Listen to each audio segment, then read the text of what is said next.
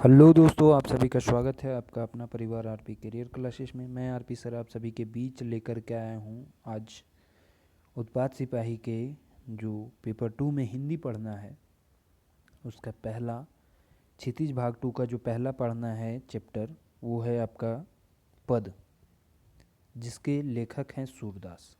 तो पहले मैं सूरदास के बारे में जानेंगे और फिर आगे बढ़ेंगे। उसकी जो पंक्तियाँ ली गई है, पंक्तियों के बारे में हम विस्तार पूर्वक पढ़ेंगे। ठीक है दोस्तों, तो आप अंत तक बने रहेंगे और लास्ट में कुछ एमसीक्यू क्वेश्चन भी करने का प्रयास करेंगे। कहता है कि सूरदास का जन्म 1478 में माना जाता है। देखिए, जीवन परिचय से निश्चित तौर पर 100 में से 20 क्वेश्चन रहने ही वाले हैं, तो जीवन परिचय को नोट डाल करके ज़रूर लिखें। और हम क्वेश्चन जब हम ऑब्जेक्टिव करवाएंगे तो उसमें इसका जिक्र तो बार बार आते ही रहेगा, तो आपको सारा हम याद करवा देंगे, ये निश्चित गारंटी रखिए। ठीक है। सूरदास का जन्म 1478 में माना जाता है। यह एक मान्यता के अनुसार उनका जन्म मथुरा के निकट रोनकता या रेणुका क्षेत्र में हुआ है। इनकी दो मान्यताएं हैं। एक लोगों का मानना है कि इनका जन्म दिल्ली के आसपास हुआ है, दूसरे लोगों का मानना है कि इनका जन्म मथुरा के आसपास हुआ है। लेकिन हुआ है कब? जन्म 1478 में। निधन कब हुआ? 1583 ईस्वी में। मुख्य मुख्य बातें ध्यान रखेंगे। ठीक है। इनके गुरु कौन थे? वल्लभाचार्य। इनके गुरु महाप्रभु वल्लभाचार्य के सूरदास ये क्या थे? शिष्य थे। ठीक। और ये मथुरा वृंदावन के बीच में गऊ घाट पर रहते थे और श्रीनाथ जी के मंदिर में, नोट कीजिएगा, श्रीनाथ जी के मंदिर में भजन कीर्तन करते थे। इनका निधन 1583 ईस्वी में परसौली में निधन हो गया। यहाँ से 2-3 क्वेश्चन बन सकता है। जन्म कहाँ हुआ और कब हुआ? 1478 में मथुरा मान के चलिए। निधन 1583 में परसौली में हुआ। ठीक है। इनके गुरु का नाम क्या है? वल्लभाचार्य। गुरु सूरदास जी, कवि सूरदास जी कहाँ अपना भजन कीर्तन करते थे? तो श्रीनाथ जी के मंदिर, श्रीनाथ जी के मंदिर में। इनके प्रमुख 3 ग्रंथ हैं: सुरसागर, साहित्य लहरी, सुरसरावली। सुरसागर, साहित्य लहरी सब सा से है, सा से सूरदास, सा से सुरसागर, साहित्य लहरी और सुरसरावली। ठीक है। तो तीनों ध्यान रखेंगे। और भी 1-2 ग्रंथ हैं, लेकिन प्रमुख ग्रंथ यही हैं और मैक्सिमम क्वेश्चन यहीं से पूछेगा। ठीक। तो ये जो कविताएं ली गई है इसके बारे में हम देखेंगे। यहाँ से 3 चीज़ ही आपको ध्यान रखना है: इनका जन्म कब हुआ, इनका निधन कब हुआ, इनके गुरु का नाम क्या था, भजन कीर्तन कहाँ करते थे और इनकी कृतियाँ कौन कौन सी है। तो 3 ग्रंथ हैं: सुरसागर, साहित्य लहरी, सुरसरावली। बार बार जोर दे रहे हैं ताकि आपको याद हो जाए और यही क्वेश्चन आपको निश्चित तौर पर पूछा जाएगा। ठीक। आगे बढ़ते हैं। तो आगे है कि यहाँ जो है सुरसागर के भ्रमर गीत से 4 पद लिए गए, है ना। सुरसागर के भ्रमर गीत से 4 पद लिए गए हैं, जिसमें कृष्णा के मथुरा चले जाने के बाद, कृष्णा ने मथुरा जाने के बाद स्वयं ना लौट करके उद्धव के जरिए, मतलब एक संदेशक होता है उद्धव, उसके जरिए गोपियों को यह संदेश भेजा था, गोपियों को यह संदेश भेजा था कि उद्धव ने निर्गुण ब्रह्म एवं योग का उपदेश देकर गोपियों की विरह वेदना को शांत करने का प्रयास किया। खुद कृष्ण ना जा करके वो उद्धव के माध्यम से अपना संदेश भेजते हैं, जिससे गोपियाँ काफ़ी निराश होती है, काफ़ी नाखुश होती है। गोपियाँ ज्ञान मार्ग की बजाय प्रेम मार्ग को पसंद करती थी। इस कारण उन्हें उद्धव का शुष्क संदेश पसंद नहीं आया। तभी वहाँ एक भौरा आ गया। यहीं से भ्रमर गीत का प्रारंभ होता है। गोपियाँ ने भ्रमर के बहाने उद्धव पर व्यंग बाण छोड़े। पहले पद में गोपियों की यह शिकायत वाजिब लगती है कि उद्धव कभी स्नेह के धागे में बंधे होते तो वो विरह की वेदना को अनुभूत अवश्य कर पाते, है ना। अपने कविता के माध्यम से उद्धव पर जो है यह व्यंग करती है कि उद्धव कभी स्नेह के धागे में बंधे होते तब हमारी वेदना को समझ पाते। उद्धव प्रेम की बंधन में कभी बंधे ही नहीं हैं, इसलिए हमारा क्या दुख है, हमारा क्या शिकायत है, ये नहीं समझ पा रहे हैं। ठीक है दोस्तों, तो चलिए आते हम कविता पर और कविता को देखते हैं और इसे समझने का प्रयास करते हैं। क्या कहता है? उद्धव तुम हो अति बड़भागी, उद्धव तुम हो अति बड़भागी, अपरस रहत स्नेह तगातय, नाहिन मन अनुरागी, पुराइनी पात रहत जल भीतर, तारस देह न दागी, ज्यों जल माह तेल के गागरी, बूंद न ताक्यव लागी, प्रीति नदी में पाऊ न बरियो, दृष्टि न रूप बरागी, सूरदास अबला हम भोरी, गुर चाटय ज्यों पागी। यहाँ व्यंग करते हुए,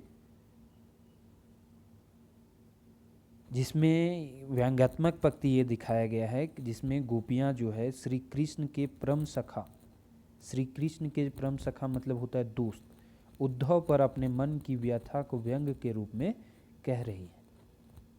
क्या कहती है कि हे उद्धव, तू अति बड़भागी हो। बड़भागी मतलब भाग्यशाली हो, क्योंकि तुम कृष्ण के इतने निकट रहते हुए भी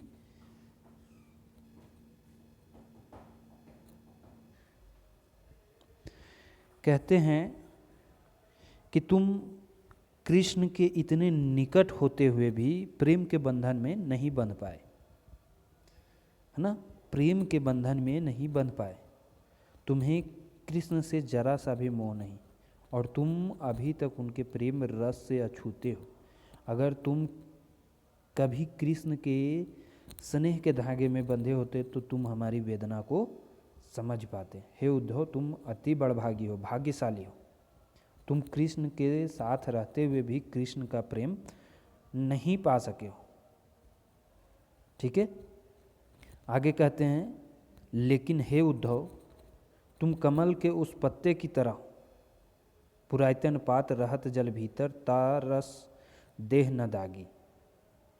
तुम कमल के उस पत्ते की तरह हो जो कमल के भीतर रहकर भी गीला नहीं होता है, और जिस प्रकार तेल से भरी हुई गागर को पानी में डुबा देने पर भी उसमें पानी की एक बूंद नहीं ठहरती, ठीक उसी प्रकार कृष्ण रूपी प्रेम की नदी के पास रहकर भी तुम उससे बहुत दूर हो। ज्यों जल माह तेल की गागरी, बूंद न ताकव लागी, प्रीति नदी में पाऊ न बैरियो, दृष्टि न रूप परागी। तुम उसके श्री कृष्ण के इतने नज़दीक रहते हुए भी, श्री कृष्ण रूपी प्रेम की नदी के पास रहते हुए भी तुम उसमें ना स्नान कर पाए हो, ना ही उनका प्रेम का एक छींटा तुम पर कभी पड़ा है ना। कृष्ण रूपी नदी में पैर कभी डुबोया ही नहीं है, ना ही उनके सौंदर्य का दर्शन आप कर पाए हो। सूरदास अबला हम भोरी, गुर चाटी ज्यों पागी। लास्ट में कहते हैं, तुम विद्वान हो जो कृष्ण के प्रेम में बंधे नहीं हो। हम लोग तो क्या है, अबला हैं। हम लोग खुद को अबला कहती है। हम लोग कृष्ण के प्रेम में कुछ इस तरह बंध गए हैं जैसे गुड़ चाटी ज्यों पागी, जैसे गुड़ में चींटियाँ जो है चिपक जाती है, गुड़ में चींटियाँ चिपक जाती है, ठीक उसी प्रकार हम लोग कृष्ण के प्रेम में चिपक गए। दूसरा पंक्ति में क्या कहते हैं, मन की मन ही मांझ रही, कहिए जाय कौन पै उद्धव, नहीं परत कहीं, अवधि आधार आस आवन की तनमन बिथा सही, अब इन जोग संदेशनी सुन सुनी बिराहिनी बिरह दही, चाहती हुती गुहारी जात ही तय उततय धार बही, सूरदास अब धीर धरि ही क्यों, मर्यादा ना लही। इनके ये श्री कृष्ण की वेदना में ये तड़प रही है और ऊपर से व्याकुल है, और ऊपर से उद्धव जो है कृष्ण का संदेश, योग का संदेश जो है, विरह योग का संदेश लेकर के आता है, जिससे गोपियाँ जो है तड़प रही है, जिससे गोपियाँ क्या है, तड़प रही है। चलिए, इस पंक्ति में गोपियाँ जो है उद्धव से कहती है, क्या कहती है कि कृष्ण के गोकुल से चले जाने के बाद कहाँ चले गए हैं, मथुरा चले गए हैं। कहाँ से, गोकुल से। गोपियों को छोड़ करके चले गए। गोपियाँ उन्हें बहुत प्रेम करती हैं। चले जाने के बाद उनके मन की सारी अभिलाषाएं मन में ही रह गई। वो कृष्ण से अपने मन की बात कहना चाहती थी, लेकिन अब वो कभी भी अपने मन की बात कृष्ण से नहीं कह पाएगी, है ना। गोपियाँ उद्धव द्वारा कृष्ण को संदेश भी नहीं भेजना चाहती। वो कहती है कि वो इतने लंबे समय से तन मन और हर प्रकार की विरह वेदना को सिर्फ इसलिए सहन कर रही थी कि एक दिन श्री कृष्ण अवश्य आएंगे, है ना। वो मन में अपने मन को थोड़ा दिलासा दिला रही थी कि एक दिन श्री कृष्ण आएंगे और हम लोग से अवश्य मिलेंगे, उसके बाद हमारा सारा दुख दूर हो जाएगा। परंतु श्री कृष्ण ने हमारी यह योग्य संदेश भेजकर, किसके माध्यम से, उद्धव के माध्यम से योग संदेश को भेज करके हमें और दुखी कर दिया। हम विरह की अग्नि में और भी ज़्यादा जलने लगे। अब ये योग का संदेश सुन करके बोला, अब इन योग संदेशनी सुनी सुनी विरह हिनी विरह दही, ये और भी हम जो है अग्नि में ज़्यादा जलने लगे। कहती है, हे उद्धव, जब भी किसी के जीवन में दुख आता है तो वह अपने रक्षक को पुकारता है। चाहती हुती गुहारी जाति ही तय।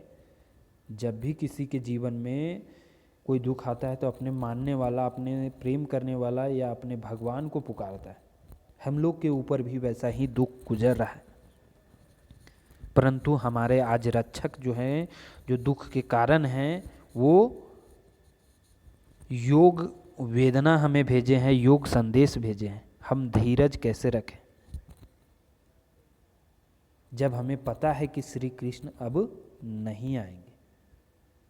हमें पता, आप जो योग संदेश दे रहे हैं, हमें पता चल रहा है कि श्री कृष्ण अब नहीं आएंगे, तो हम धीरज कैसे रखें। आज हमारी एकमात्र जो आशा थी कि श्री कृष्ण आएंगे, वो भी टूट गया है, वो भी टूट गया है।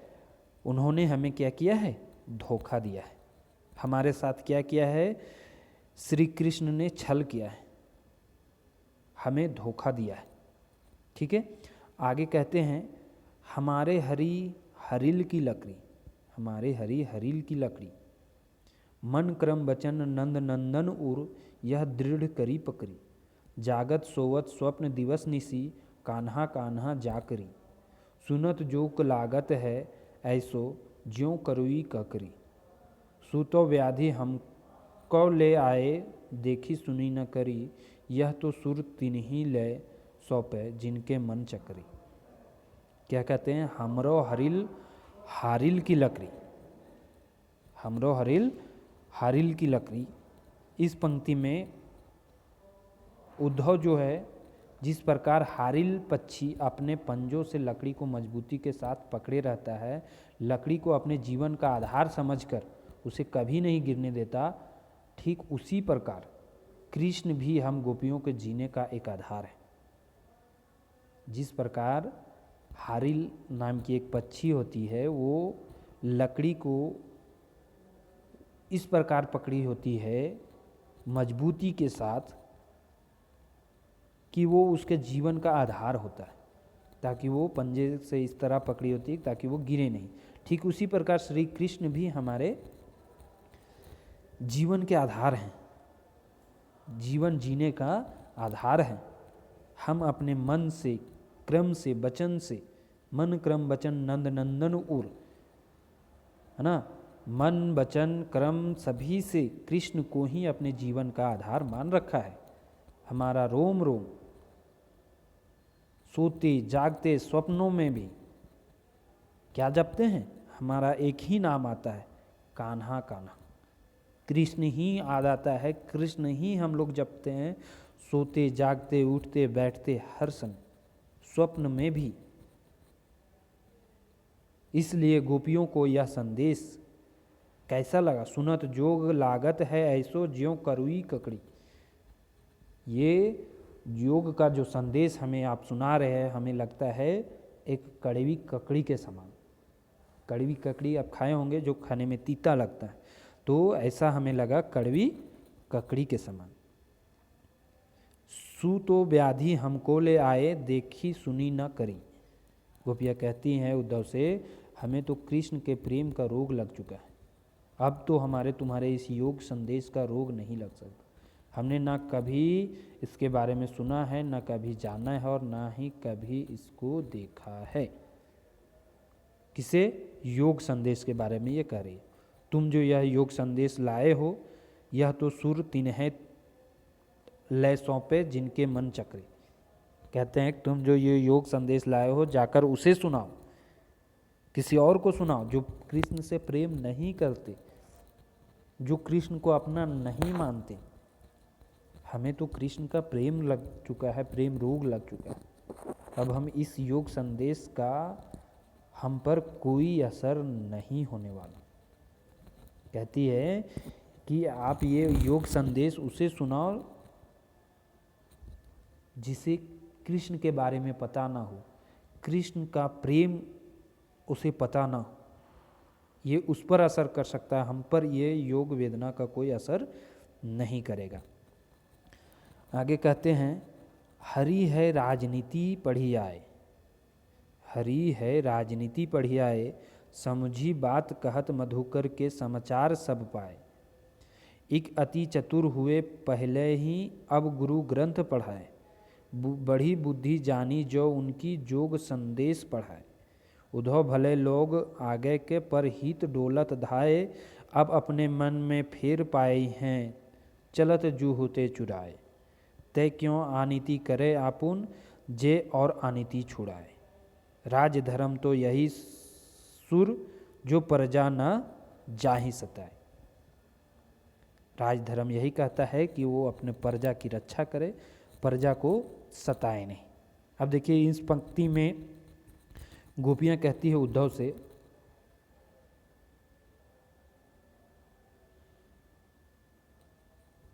हरि है राजनीति पढ़ी आए। उद्धव से पहले ही कृष्ण के द्वारा उसे राजनीति का पाठ पढ़ाने से वह और भी चतुर हो गया। कहती है कि उद्धव तो पहले से चतुर था ही, अब कृष्ण के द्वारा राजनीति पढ़ाने से और भी यह चतुर हो गया, और अब हमें छल कपट के माध्यम से बड़ी चतुराई के साथ कृष्ण का योग संदेश दे रहा है ना।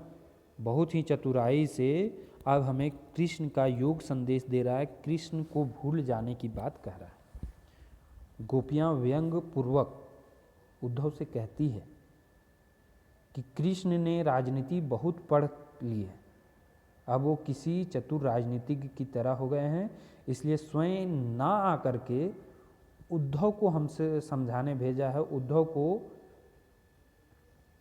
योग संदेश उद्धव के माध्यम से हमें भेजा है। वो कहती हैं कृष्ण पहले से ही बहुत चालाक थे, लेकिन अब उन्होंने बड़े बड़े ग्रंथ पढ़ लिए जिससे उनकी बुद्धि काफ़ी बढ़ गई है, इसलिए उद्धव को हमारे पास भेजा है योग संदेश लेकर के। उद्धव जी इसमें कोई गलती नहीं है, उद्धव जी की इसमें कोई गलती नहीं है, उनको तो दूसरों का कल्याण करने में बड़ा आनंद आता है। गोपियाँ उद्धव से यही कहती है कि कृष्ण को यह जाकर के संदेश दीजिए कि वो गोकुल से मथुरा गए थे तो हमारा हृदय भी उनके साथ लेकर गए। फिर कहती है गोपियाँ उद्धव से कि जाकर के आप कृष्ण को यह संदेश दीजिए कि जब गोकुल से मथुरा गए थे तो हमारा हृदय भी साथ लेकर गए, वह हमें वापस कर दे। वो अत्याचारी को दंड देने के लिए गोकुल से मथुरा गए थे, लेकिन अब वे खुद अत्याचार करने लगे। मथुरा में वो अत्याचारी से करने गए थे, अब वो खुद अत्याचार में लग गए हैं। तो इसलिए हे उद्धव, आप उन्हें जाकर के ये संदेश दें कि गोपियाँ जो है उनके प्रेम में पागल हो चुकी है, अब ये योग संदेश आपके मानने वाले नहीं हैं। उद्धव गोपियाँ कहती है राज धर्म तो यही सुर, यह सुर जो प्रजा न जाहि सताए। राजधर्म तो हमेशा यह कहता है राजा को हमेशा अपने प्रजा के हित में कार्य करना चाहिए, हित की रक्षा करनी चाहिए, उन्हें कभी दुख नहीं देना चाहिए। यही तो राजधर्म है, यही तो राजधर्म है। फिर अंत में यह विनती करती है कि कान्हा जो है मथुरा से लौट आए। ठीक है, तो ये था इनका 4 पंक्तियाँ। मुख्य रूप से यहाँ गोपियाँ जो है कृष्ण से बिछड़ जाती है और उनके प्रेम में सभी गोपियाँ पागल रहती है। कृष्ण मथुरा चले जाते हैं और वहाँ से न आने का संदेश अपने एक संदेशवाहक उद्धव के माध्यम से संदेश जो है उनको देते हैं, जिसके कारण गोपियाँ जो है विरह मतलब तड़प उठती है।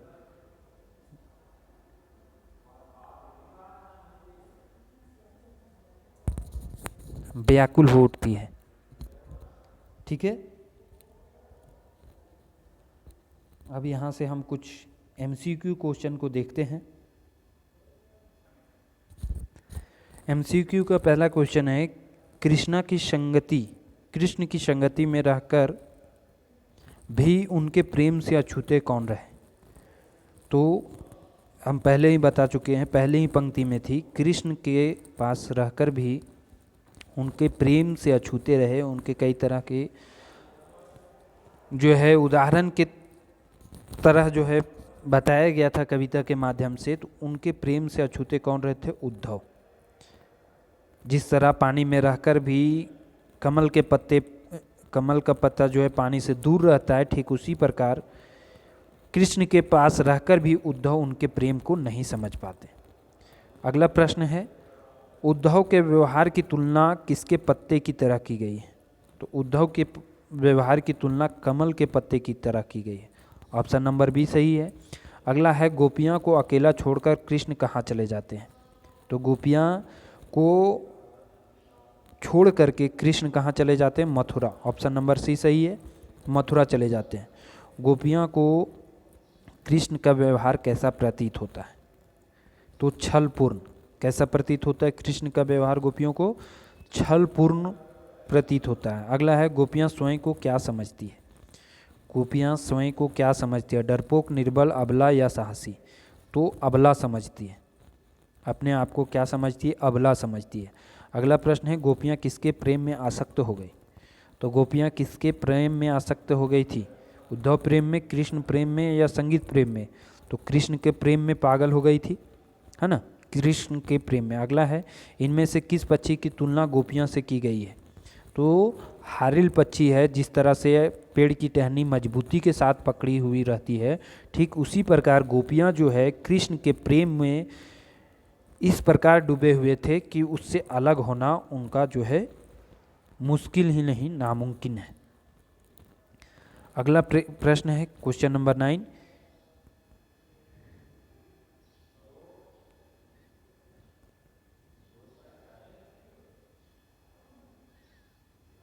किसके प्रेम की मर्यादा का उल्लंघन किया है?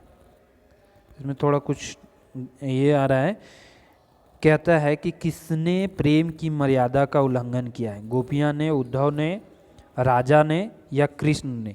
लास्ट में है कृष्ण ने। तो इसका किसने प्रेम की मर्यादा का उल्लंघन किया है? तो कृष्ण ने मर्यादा की प्रेम का उल्लंघन किया है। ठीक है दोस्तों, तो इस तरह से ये कुछ ऑब्जेक्टिव प्रश्न भी थे और भी इसमें ऑब्जेक्टिव प्रश्न बन सकते हैं, जो कि हम अगले मॉक टेस्ट में हम सारा करवाएंगे, चैप्टर से भी और जो कवि परिचय है उससे भी। और इतने बार रिपीटेड हो जाएगा सारा प्रश्न कि आपको माइंड में बैठ जाएगा, आपको याद करने की आवश्यकता नहीं होगी। तो आप इसी तरह आप हमारे साथ बने रहें, हमें सपोर्ट करें, चैनल को लाइक एवं सब्सक्राइब जरूर करें और शेयर करें। ठीक है दोस्तों, थैंक यू, धन्यवाद।